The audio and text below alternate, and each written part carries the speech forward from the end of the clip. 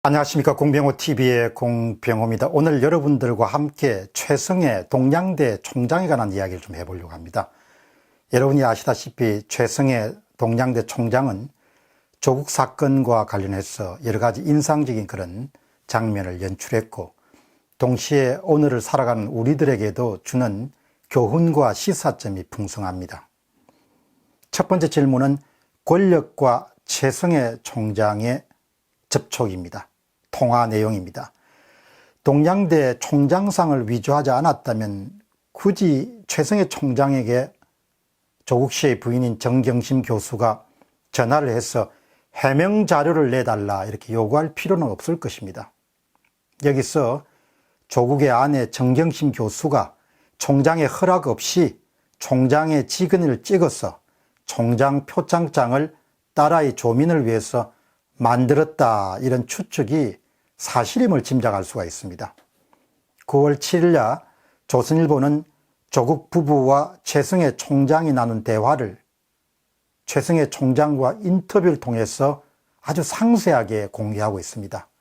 이 내용 중에서 인상적인 대목을 여러분들 보시기 바랍니다. 첫 번째입니다. 정경심 교수와 최성해 총장과의 전화 통화입니다. 기자가 묻습니다. 어떻게 통화가 됐습니까? 그러니까 총장이 이야기를 합니다. 정경심 교수가 전화를 걸어왔습니다. 정 교수는 처음에는 상장 발급을 제게 위임했잖아요 라고 했습니다. 제가 그게 아니라고 했더니 정 교수가 어떻게 그 많은 사람 것을 다 해두느냐, 위임해야 할 것 아니냐라고 했습니다. 위임은 예를 들어 졸업생들에게 발급할 때 다 찍을 수 없는데 그때는 학교에서 일렬 번호를 주고 조교가 찍게 한다. 그런 게 위임이다. 그냥 대신 다른 사람이 찍는 게 위임이 아니다. 그런 설명을 했다. 나중에는 위임해도 되잖아요 라고 하더라. 이게 이제 최성해 총장이 조국 씨 부인과 나눈 대화입니다. 이 대화에서 합법적이지 않은 방법으로 총장상을 위조했구나라는 그런 확신을 하게 됩니다. 또한 어떻게 표창장을, 총장상을 위조할 생각을 했을까? 여기서 조경심 교수의 인간 됨됨이가, 또 그가 어떻게 그동안 행동해 왔는지를 짐작해 볼 수 있는, 아이와 관련한 그런 인터넷 활동들이 얼마든지 조작이 될 수 있겠구나. 총장상을 위조할 정도의 일을 아무 양심에 꺼리낌 없이 진행할 정도라면, 제가 이런 생각이 들었습니다. 아이 입학하고 관련해 가지고 꼭 총장상이 필요하면은 총장에게 부탁을 할 수 있고, 또 학교에 도움되는 어떤 활동을 하고 그 대가로 총장상을 받을 수 있지 않느냐. 그런데 어떻든 총장의 허락 없이 직인을 사용해서 총장상을 위조한다는 것은 보통 사람을 상식으로는 이해할 수가 없고 명백하게 범법행위가 되는 것이죠. 두 번째는 이제 조국 후보자와의 최성해 총장과의 전화 통화입니다. 그 통화 중에 쓰다 정 교수가 조 교수, 조국 후보자를 바꿔주겠다 하더니 조 교수에게 전화를 넘겼다. 이제 최성해 총장의 이야기입니다. 정 교수와 통화는 짧았고 조국 교수와 나와 오래 통화했다. 조국 교수가 나한테 하는 말이 위임으로 한글로 하면 좋겠다는 거였다. 그래서 내가 그게 가능하겠습니까? 라고 하자 조국이 법률 고문한테 물어보니까 그렇게 하면 하자가 없다. 총장님도 없고 정 교수도 없다라고, 여기서는 다른 이제 보도매체에서는 총장님도 살고 정 교수도 살고 이렇게 이제 번역되어 있습니다. 처음에는 하자가 없을 거다. 이상이 없다라는 식으로 말했다. 나는 위임할 수 있는지 아닌지 규정들도 좀 찾아보고 하고 찾아봐야 하고 참모들과 논의도 해봐야 한다고 했다. 그랬더니 조국 후보가 보도자료를 만들어 달라고 요청했다. 보도자료가 쉽게 나오는 것도 아니고 자신도 없었다. 없는 걸 만들면 범법행위인데 그럴 수 없었다. 그러자 부탁한다고 하더라. 알아보겠다고 하고 전화를 끊었다. 여기서 아주 중요한 최성해 총장이 그런 요구를 받아들일 것인가 말 것인가를 기로했었을 때 없는 걸 만들면 범법행위인데 그럴 수 없었다. 이런 게 참 중요합니다. 이런 판단이 어떤 사람이 위험에 빠뜨리는 것을 피하게 만들어주죠.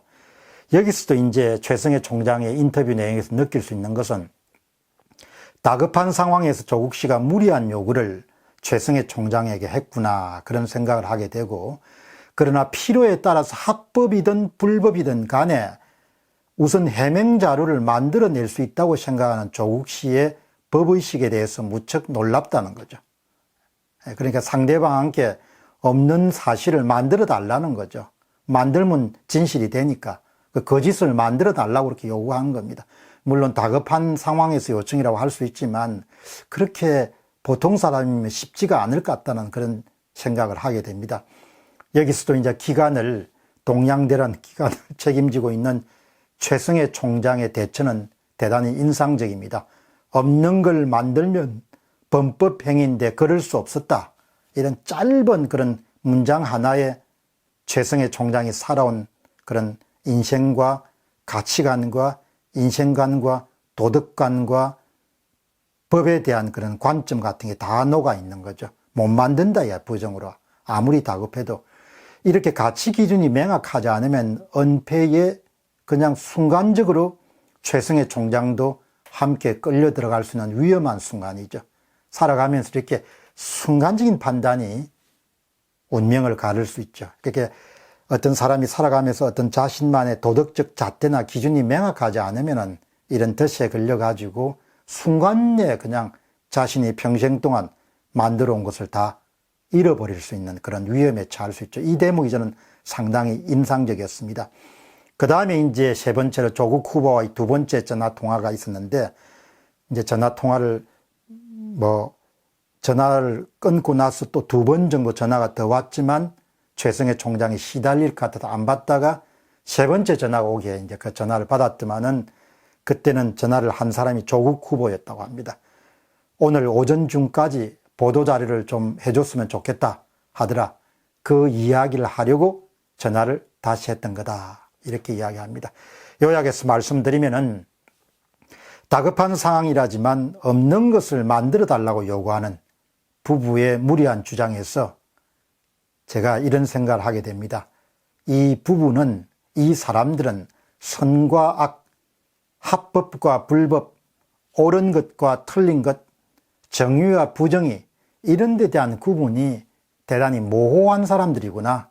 그렇기 때문에 얼마든지 아이들의 인턴 활동도 조작할 수 있고 표창장도 조작할 수 있고 무엇이든 목표 달성에 입학에 합법적이라면 무엇이든 수단을, 도구를 합리화할 수 있는 사람들이구나. 그런 부분을 최성해 총장과의 대화에서 제가 느낄 수가 있었고요. 그 다음에 또 하나는 어떤 동양대란 조직을 책임지고 있는 기관장이 권력에 맞서는 경우에 인허가권을 쥐고 있는 교육부로부터 다양한 불이익이 따라올 수 있죠. 그런데 그럼에도 불구하고 최성해 총장이 순간순간에 어떤 명확한 기준이나 잣대에 따라서 처신하는 것은 저로서도 대단히 인상적이었습니다. 그래서 어떤 사람이 기준이나 잣대에 위반되지 않게끔 그렇게 처신하는 것이 대단히 중요하구나 하는 부분을 느끼게 됐고요. 그러나 만일 그가 아주 순간적으로 조국 부부의 요청을 받아들였다 하면 그는 공범자가 되는 그런 위험에 빠질 수도 있었죠. 청문회를 지켜보던 최성해 총장이 한마디 툭 하고 던진 것이 조국 씨의 청문회를 보면서 조국 교수가 엉터리 같은 말을 하신다. 저런 분은 법무부 장관을 할 자격이 없다. 이렇게 내뱉습니다. 최성해 총장은 1953년생으로 올해 우리 나이로 66세입니다. 그 정도 나이가 되면은 잘 살아온 사람들은 웬만하면 많이 내려놨기 때문에 불법하고 타협을 하려고 그렇게 안 하죠. 공병호 TV의 공병호였습니다. 감사합니다.